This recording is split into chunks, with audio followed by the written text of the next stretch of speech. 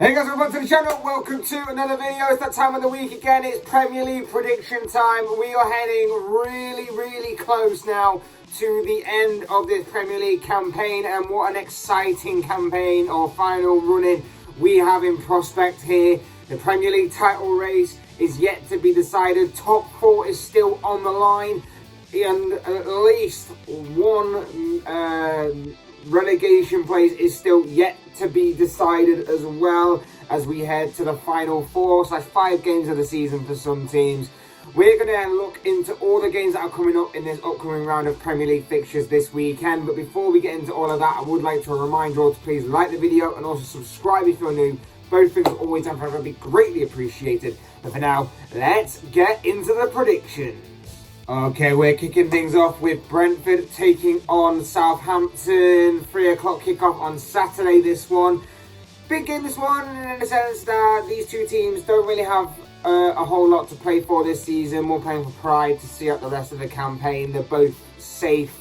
They're both secure within the mid-table point of the season. Brentford will be feeling a little disappointed that they didn't give a better account of themselves in Monday night's game against Man United, where they were obviously beaten by the Red Devils.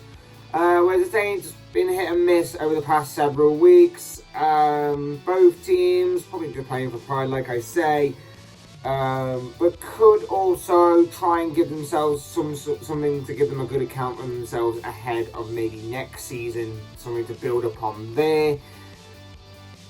Difficult game to call. I would probably go for a draw. I could probably see either side nicking it, but I'm going to go for a draw. I'm going to say that this game will end 2-2 come the final whistle. Next up, Burnley taking on Aston Villa at Turf Moor. Big game for Burnley, obviously, because they are still in the midst of a relegation battle. They have the advantage of sorts over Everton right now. But they will obviously now face a very difficult run-in from now until the end of the season, as every game is important and they are looking over their shoulder a little bit. But, of course, they have picked up some very impressive and some very good results since, coincidentally, sacking Sean Dyche a few weeks ago. Big result last week against Watford in that very late comeback there. But then they watched Everton go on and beat Chelsea in a very unlikely result. And so the relegation battle is still a hot battle right now. For Aston Villa, they stopped the rot last week. They beat Norwich, simultaneously condemning Norwich down to the Championship, relegating them. Steven Gerrard's side will obviously want to kind of finish the season on a high, give them something to build upon for next season. They are safe, they are sound, but that's not to say that maybe the past several weeks, other than that obviously win last week, haven't been the best in terms of results for the Villains. Big game, this one. Burnley obviously have a lot more to play for. That could inspire Burnley to go on and try and get some and put more intensity behind this game. I'm going to go for a draw again. I could see Burnley winning it. I could see Villa's quality shining through, but I am going to go for a draw. I'm going to say that this game will end 1-1 on the final whistle. Next up, we're at Stamford Bridge for Chelsea taking on Wolves. Big game in prospect for this one. Chelsea, not so long ago, was seemingly secure in the top 4 race. They were seemingly secure and nailed on for a 3rd place finish, but a few bad results in recent games have kind of led the Blues to start looking a little bit over their shoulder at the prospect of Arsenal and or Tottenham catching them in the final run-in.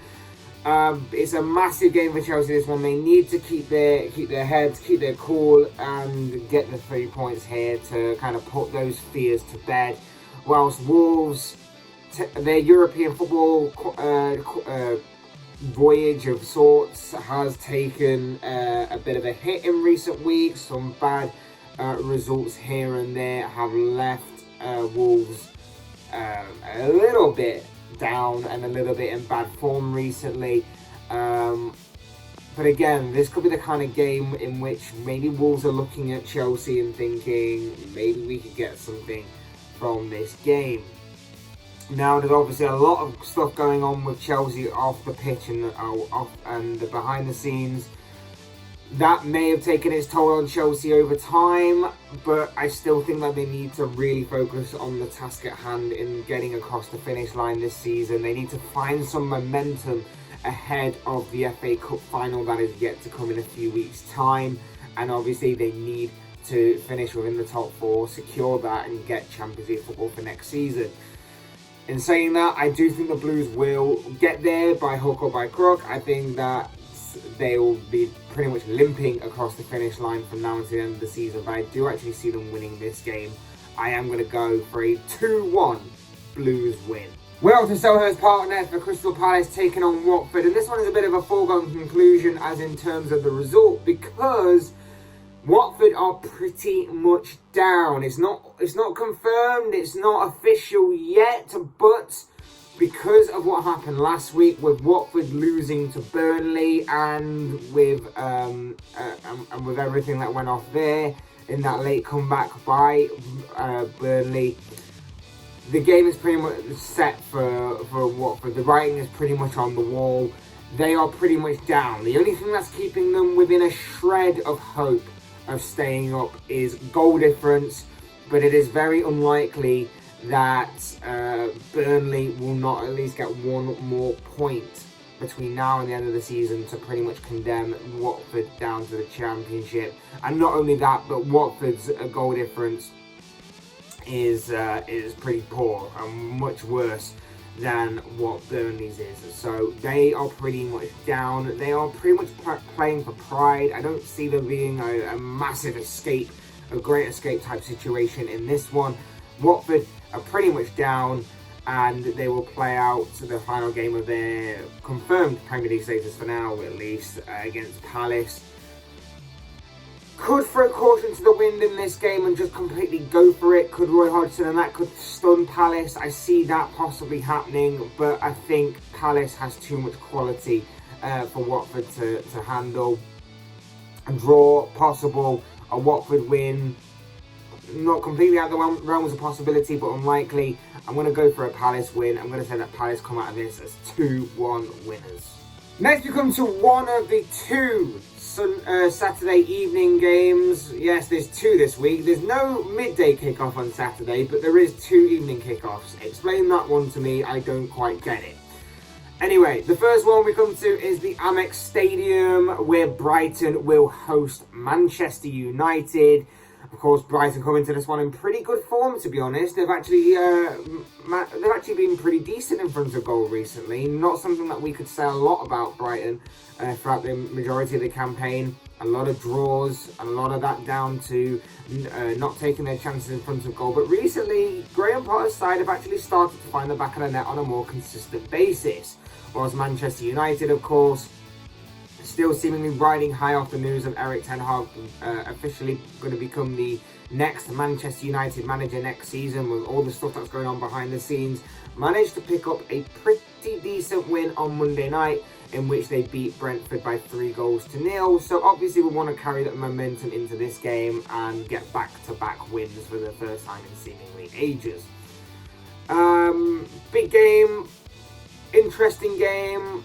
You look at the way that Brighton play, and you look at the way that Man United play. Brighton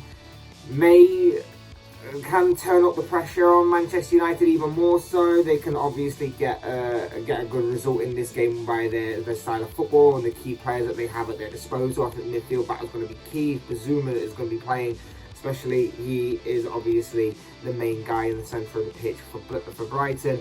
And I actually do think that Brighton will actually get a good result in this game. It doesn't normally happen. Sometimes Man United, some way, somehow manage to beat Brighton, as proven a few times in the past. But I actually do think that Brighton will actually get the 3 points in this game. So I am going to go for a Brighton win. And I'm going to say that the Seagulls come out of this game as, you know what, I think it's going to be a big result. I'm going to go for a 3-1 Brighton victory in this game. We're now going to move on to Sunday's games, and first up, Emirates Stadium time for Arsenal taking on Leeds United. Big game obviously for Leeds United and for Arsenal actually, because both teams are challenging for things at either end of the table. You've got Arsenal still in the hunt for top four. They hold the advantage right now, and of course with Spurs facing a very tough away test at Liverpool, this could be a massive opportunity for Arsenal to get an even firmer grip on the top four situation and get, obviously put themselves in good stead ahead of what is to come next week, when obviously Arsenal face Tottenham in the London derby. Could be a massive opportunity for Arsenal. They do not want to pass this up. As for Leeds themselves, not entirely safe. They're still looking over their shoulder a little bit at the likes of Burnley and Everton that can catch them up or have the opportunity to catch them up. It will be interesting to see how they go along with this. They have a very difficult run in. Arsenal is obviously a very difficult task ahead given what they are playing for. But if they show the kind of fight that they showed at Man City last week, with obviously a stronger and more resolute defence, and obviously take their chances this time, and there is no doubt that Leeds can cause Arsenal some problems. Whilst Arsenal themselves, Nketiah is finding the back of the net. They are starting to play their football again as they were earlier on in the season and find a bit of form at the right time. Maybe that form found at the right time is at the perfect time given the current situation regarding the top four race. As far as the prediction goes, a draw possible. Arsenal slipping on this as a potential banana skin obviously is possible. You never know what to expect with these two teams, especially this season. But I am going to go for an Arsenal win. I think their good form in recent weeks will carry them through, and I think they'll get through by any means necessary. It's not necessarily about the performance at this stage of the season. It's more about the results, and I think that Arsenal will get the result in this game, which is why I'm going to go for a goals galore game. I'm going to go for a 3-2 Arsenal win. Next up, we're talking about Leicester's clash with Everton at the King Power Stadium. Obviously, this is a big game in prospect for Everton because obviously they are in the relegation zone. They are in a relegation battle, and they're going to come up against a Leicester City side who obviously will be interesting to see how they approach this game. They will obviously have played midweek in the Europa Conference League with a possible final on the line, depending on if they can overcome Jose Mourinho's Roma. So with the extra minutes in mind, with the fatigue level, the possibility of obviously putting some momentum in the Leicester players' legs for a final if they get that far, with everything that goes along with possible rotation and everything, it might be interesting to see what kind of Leicester City side turn up, and that could play into Everton's hands and play for Everton's advantage going forward. They obviously do not have the extra game midweek, so they are pretty much having the extra day's rest, which, like I say, could play into Leicester's hands. Everton obviously want to try and catch up with Burnley as quickly and as soon as possible and get out of the relegation zone. Otherwise, it could be one of the biggest relegation drops in Premier League history, and I think that is pretty much safe to say, and what I have backed for a while now. In terms of this game, like I say, I think for Everton it depends on what kind of Leicester City side turn up. They've been kind of unpredictable and somewhat underwhelming the majority of the season, but it seems that they are putting all their eggs into the Europa Conference League basket. For Everton, they of course just have to go for it. They picked up a very, very good victory last week against Chelsea, an albeit surprising victory against Chelsea. But if they were to lose this game or not take full advantage, last week's 3 points would probably have meant nothing, in all honesty. So this one is just as big a game as what last week was. In terms of a prediction, this one genuinely could go any which way between these two sides who have, like I say, been underwhelming, unpredictable. A draw likely, and that is what I'm going to go for. I was going to try and pick a winner, but I just can't pick a winner. I'm going to go for a draw. I'm going to say that this game ends 1-1 come the final whistle. Next up, Norwich versus West Ham. Intriguing game, this one, because obviously Norwich got relegated last week, so they are not really playing for anything. They are more playing for pride, if anything else. That could enforce Dean Smith to maybe release the handbrake a little bit, try something different, maybe just try new ideas ahead of obviously next season and them being down in the Championship yet again. So that could be interesting. Also, you've got to consider that West Ham will also be in action, similar to Leicester on Thursday night. Like I say, we're recording this before the Europa Conference League and Europa League action. And of course, West Ham have the possibility of entering into a Europa League final. That is on the line tonight when they take on Frankfurt. So they'll have the extra minutes and of course the stronger team. And as we've seen in the previous few weeks, David Moyes has rotated to try and put all his eggs in that Europa League basket. And it'll be interesting to see whether it all pays off tonight or not. As far as this game goes, you should imagine that whatever team West Ham put out there should have enough quality to beat Norwich. They've obviously given both Chelsea and Arsenal a run for their money in recent weeks with a much rotated squad.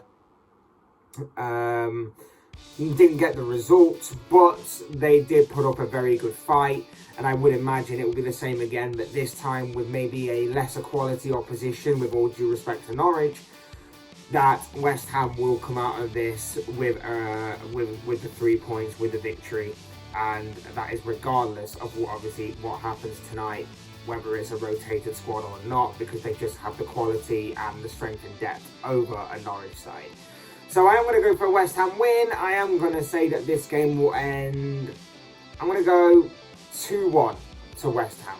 Our penultimate game is obviously one of the big ones because it's regarding the Premier League title race. It's Manchester City at home. It's Newcastle travelling away. It's at the Etihad Stadium.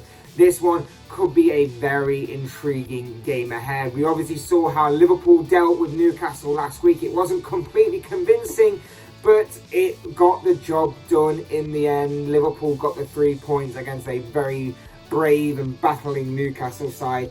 And I really hope that Newcastle obviously do the same, put in the similar kind of performance here, because obviously with what happened midweek with Manchester City in that incredible capitulation, that incredible collapse right at the very end of the Real Madrid game that saw them get knocked out of the Champions League, maybe, just maybe, having gone the full distance, the full 120 minutes, and of course that mentality blow of being knocked out of the Champions League despite being so close to yet another Champions League final for City and for Pep Guardiola, maybe that might have shaken them a little bit, and maybe there's a sense of vulnerability there that maybe Newcastle can possibly take advantage of. Of course, I'm saying that more in hope than maybe in reality.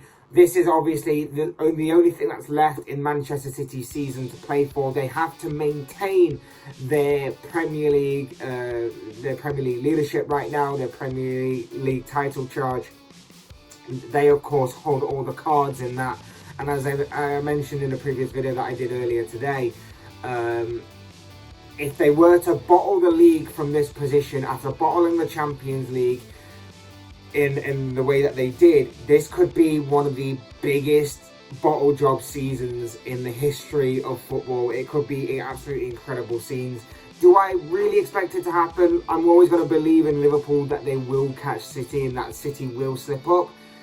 But at the same time, I know it's Manchester City. I know they're phenomenal. I know they're incredible. So I'm not.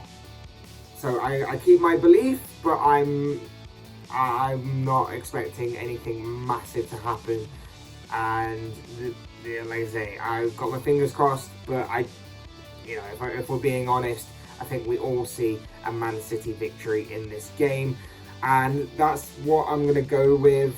I want to say that Newcastle will be able to take points off Man City, and they have the capability to do so on their day, but City winning is what I see. I think that City are going to be angry. City are going to want a response, a reaction from midweek. And that is, I think, what the City fans are going to be getting in this game. So with that being said, my prediction for this game is City to win, and to win by 3-1. And for the main event of this week's round of Premier League fixtures, the biggest highlight for me is obviously going to be Liverpool taking on Tottenham at Anfield Saturday night. They've made it it's like a 7:30 kickoff, I think it is. So for whatever reason, we've got no lunchtime kickoff, but we've got a 7:30 kickoff on a Saturday night for like the first time this season, I believe. So whatever the schedulers have done there, I don't know. But regardless, it's going to be a very intriguing game. It always is when these two teams meet. It's always going to be an interesting game whenever Liverpool and Tottenham clash. But of course, there is a lot at stake for both teams. Liverpool are chasing Manchester City, as I alluded to earlier, and also Spurs are still in the hunt for the top 4 race, and will obviously want to go into the North London derby later on next week with some form of momentum. And what better way to go into it than with a victory at Anfield, a place where they're notoriously don't have the best of records, by beating Liverpool at their ground. It could be a very interesting and intriguing game in prospect. It always is. As far as predictability goes, though, it is going to be fairly predictable as to how both teams will set up. Liverpool will play their natural way. We know about this. We know how they will play. While Spurs will obviously take a lot from them from when they beat Manchester City earlier in the season at the Etihad. And obviously in both games, actually, because they did beat Manchester City on both occasions. But of course, the one where they won 3-2 will obviously be the one that they look at, because they played perfectly that game. They played the perfect counter-attacking style of football, and that is again what I believe that Spurs will look at here. They'll push Kulusevski and Son out wide to try and hit the spaces in behind the on the attacking fullbacks of Andy Robertson and Trent Alexander-Arnold. They'll drop Harry Kane deep to try and be the playmaker to pick them both out, and then it's all about whether or not they can take their chances. And with how they've been so far, particularly in 2022, that front three, you'd argue that they may actually cause Liverpool some problems. We know that Liverpool's defence isn't exactly watertight in terms of conceding chances. It's just whether or not the opposition can take them. So it's going to be a big game for Trent. It's going to be a big game for Robertson. It's going to be a big game for Van Dijk, and whoever partners him. In my opinion, it should be Konate because of his power, his pace and presence. But I wouldn't be surprised if it is going to be Joel Matip that partners Van Dijk in the heart of that defence. And I think it's going to be a big game for Fabinho as well. I think he's going to have the task of trying to mark Harry Kane out the game, because he will drop deep between the lines and try and pick up the ball in which to play in Son on the left or Kulusevski on the right. So it's going to be a big game for him as well. And then of course it's about whether the forward three are on fire, and with Salah assisting or goal scoring, whatever he's doing right now in terms of both, trying to chase both of them accolades. Mane, banging form, been resurrected since obviously moving to the centre. And of course Luis Diaz, who's hit the ground running, hit the ground like a house on fire kind of thing. He's been insane since obviously his arrival. It's going to make for one hell of a game at Anfield on Saturday night, and I cannot wait for it. Now, as far as the prediction goes, 2-1 is normally the scoreline when these two teams meet. It is normally a close game in terms of two very different styles of play. 2-1 is normally the scoreline, so that is what I'm going to go for. I'm going to go for a 2-1 Liverpool win. I think that the Reds will get the job done and obviously put pressure on Manchester City before they play on Sunday night. But of course, as I always say, these are the thoughts, comments, opinions, predictions, whatever you want to call it, of this guy. I want to know what you guys think. What do you make of all of the games that are coming up in this weekend's round of Premier League fixtures as we head towards the business end or the final running of the season? What are your own thoughts, your comments, opinions, feelings, and of course, most of all, your predictions? I'd love to read them all down in the comment section below, because I'm sure they'll all make for interesting reading. Otherwise, hit that like button on the way out if you enjoyed the video. Subscribe if you're new or want to see more content like this. Both things always and forever be greatly appreciated. And as always, thank you all so much for watching and listening. I've been Fletch. This has been another Premier League prediction show, and I will see and speak with you all again soon in another video.